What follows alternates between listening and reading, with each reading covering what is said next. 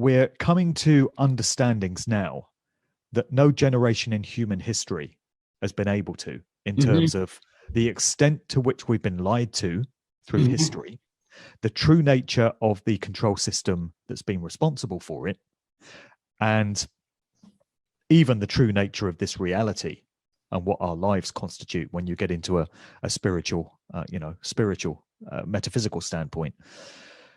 And people are bringing different pieces of the puzzle to the table to enable the big picture to emerge. So you've got experts in all these different fields, experts in finance, experts in politics, experts in science and medicine, and all these different things.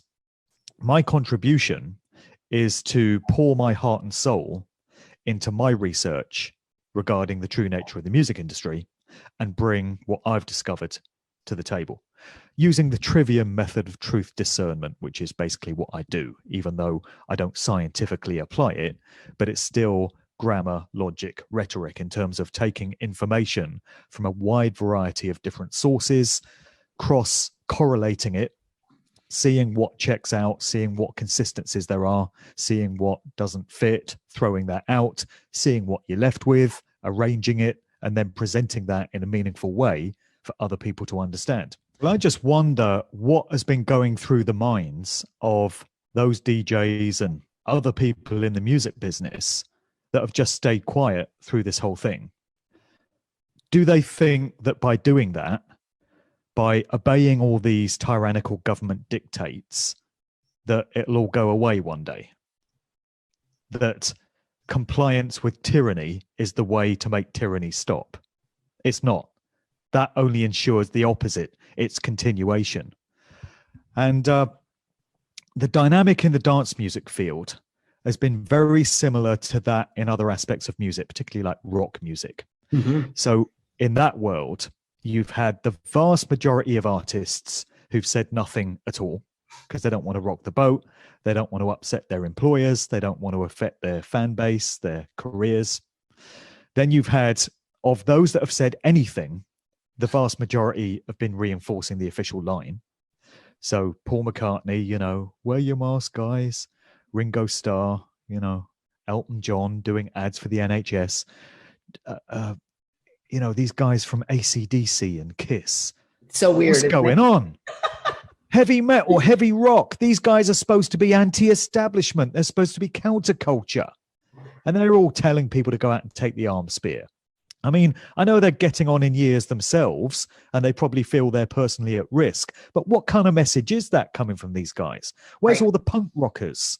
Right. Where's all the guys from that scene? Billy Bragg, who's supposed to be a socialist, so, communist, so it makes sense. But back in the 80s, he was supporting the striking miners and, was representing the working classes and was talking about government corruption and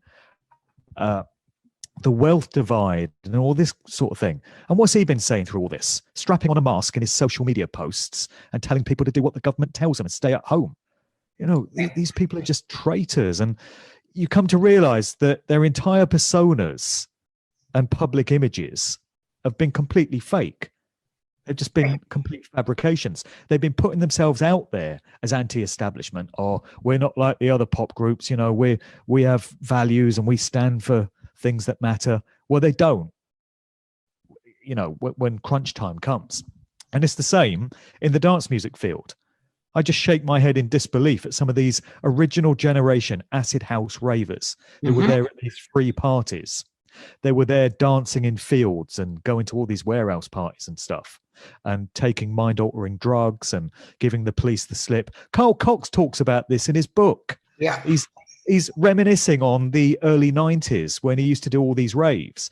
And he said, he used to spend the night flitting around from rave to rave and giving the police the slip because they were trying to shut all the parties down. So he's doing that back then. And he talks about having attended a freedom rally in Trafalgar Square in London in the early 90s when they were trying to bring in the criminal justice bill to outlaw free parties. Right. So he felt strong enough about that cause to go and represent in Trafalgar Square. But when the rights and freedoms of every man, woman, and child on the surface of this earth are at threat, he's nowhere to be seen. You don't see him out and about at protests then.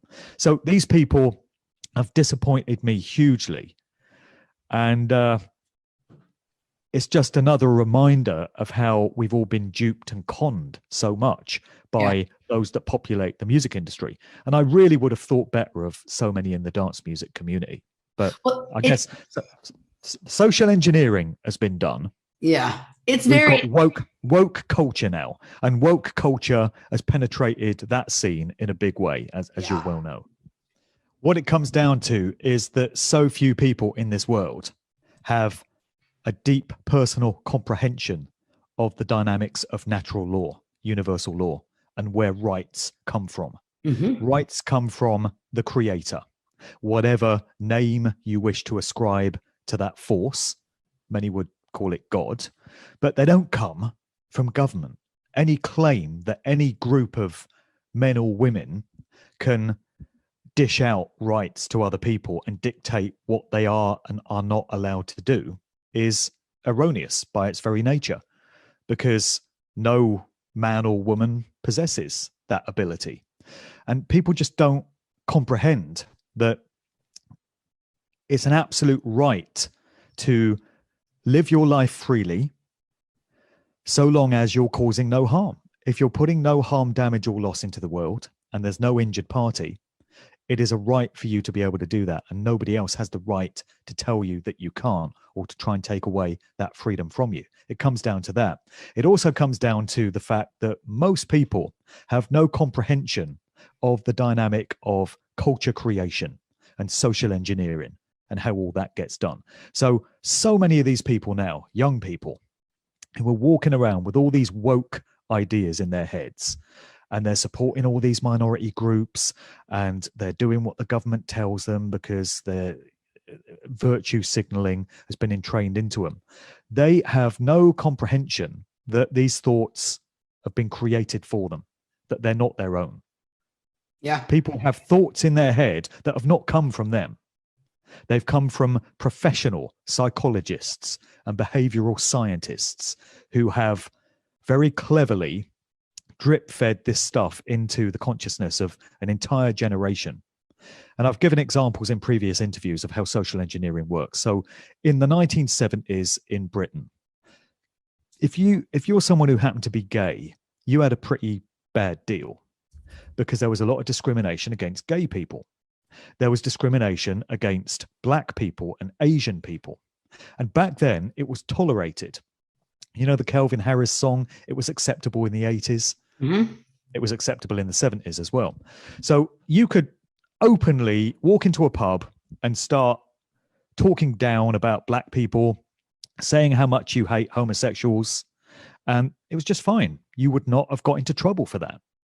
And in fact, if you started sticking up for homosexuals, you're likely to have been the one that would have been kicked out of the conversation and, shamed. Yeah. Now, I'm not saying any of that was right. Of course, those were terrible attitudes.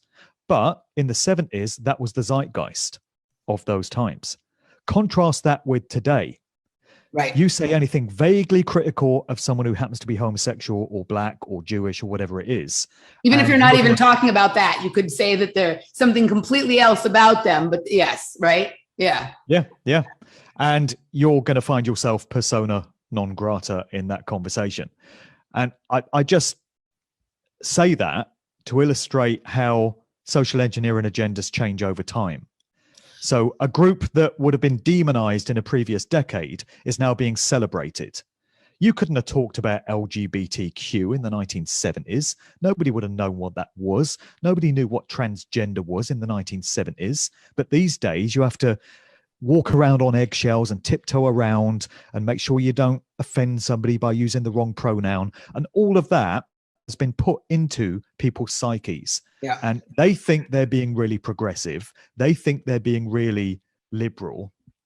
But in fact, it's being created for them. 100%. And that explains why so many in the dance music field are behaving this way, because that's the way their culture has been created for them.